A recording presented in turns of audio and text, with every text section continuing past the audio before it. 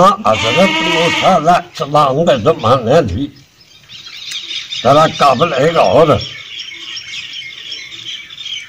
एक मियाँ बीबी सन 50 साल गुजर गए ने कोई बच्ची बच्चा नहीं होंदा पीरा फकीरा सारे दौड़ के तबीबा सारे आखिर माई बाबा चुप होकर बह गए।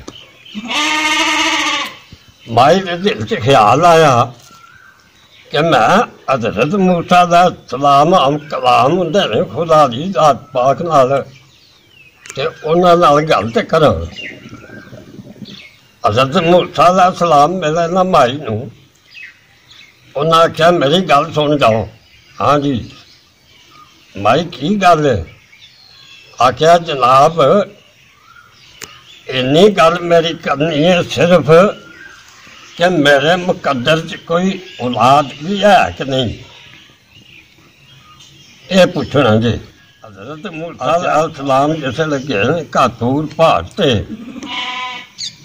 माई आख्या सच्चा नबी है तू तेरा मेरा सुनिया दे जाके तो आम कलाम पिछड़े हुए तो उन्होंने ये गल शुरू कर दी थी।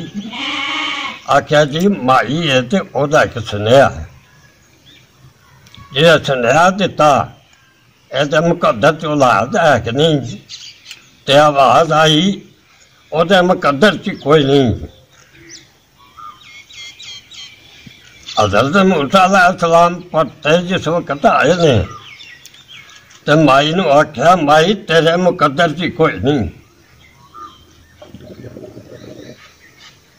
माई नूं आदत सी पीरां फकीरां दी ड्यूटी देंदी रही है 50 साल।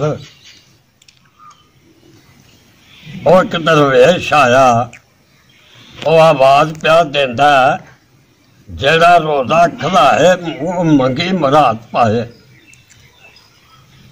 उन्हें आख्या भी मुकद्दर च मेरे क्या कोई नहीं, चलो मैं इला रोजा तो खला चला। उन्हें 3 रोटियां पका के परौंठे लियादे ते नाल कोई सालन या कोई जो कुछ खाण वास्ते ते लिया के पेश किते। आख्या लै साइयां खा। वेख के दरवेश ने एक परौंठा चुकया, 1 2 3 उन्हें आख्या माई जा 3 होन दे नहीं, तो उठ के टुर गया। और कुदरत खुदा दी चरण भाई चरण 3 होए। वो खेलते सन पे हजरत मूसा अलैहिस्सलाम उठों दी गुजरे ते आख्या हजरत मूसा अलैहिस्सलाम मेरी गल सुन जाओ। हाँ माई सुना। आख्या मैं तुहानूं सुनेहा दिता सी ते तुसां आवाज दिती सी तेरे मुकद्दर च कोई नहीं। ऐ 3 जे कित्थों आए ने? उन्हें आख्या माई रब बड़ा बेनियाज है, मैं कोई गल नहीं कर सकता, उन्हें मैं पूछांगा जरूर। हजरत मूसा अलैहिस्सलाम गए जिस वक्त कातूर पहाड़ ते जाके हम कलाम होए ते आख्या या मौला ऐ तुसां गल आखी सी कि ओहदे मुकद्दर च कोई नहीं, ओहदे 3 पुत्तर ने वो कित्थों आए ने? आख्या मूसा गल सुन, इंज कर एक छुरी फड़, एक भांडा ले लै ते जा बंदे दा गोश्त चाहिदा लिया। हजरत मूसा अलैहिस्सलाम सारी दिहाड़ी आवाज देंदे रहे, खुदा दी जात पाक फरमांदे ने पाक गोश्त बंदे दा चाहिदा।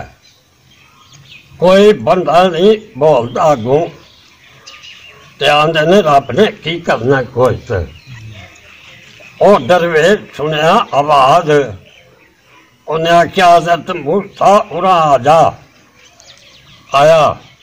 आख्या की गल करदे हो पे? उन्हें आख्या पाक गोश्त चाहिए, खुदा दी जात पाक मंगते ने पे। उन्हें आख्या और कट छुरी ते भांडा भी कित्थे दा गोश्त? उन्हें आख्या भी ये मैंने नहीं पता। उन्हें कोई ऐस बां तो लाया, कोई इधरों लाया, कोई वखी तो लाया, कोई पट्टा तो लाया, पा गोश्त बना के तो उन्हें आख्या लै। तो फिर वोट पई तो मैं इत्थे बैठा हाँ। और तुर के लैके जाके गोश्त पेश किया। आवाज़ आई, मूसा और गोश्त तो तू ही दे सकता था, तो तेरी जरूरत नहीं पई और किसे मने ही। ये शख्स ने गोश्त ला के दिता, तो जे मेरे हाथ चो फड़ के वो 20 लख छड़े तो मैं की आख सकना। ये उन्हें दिते नहीं। आख्या मौला बड़ा बेनियाज है तू, इस तरह साढ़े नालों भी अगे प्यारे बंदे है ने तेरे। आख्या मूसा गल सुन, इत्थे कुर्बानी की जरूरत है, जरा कुर्बानी देंदा मना लैंदा है।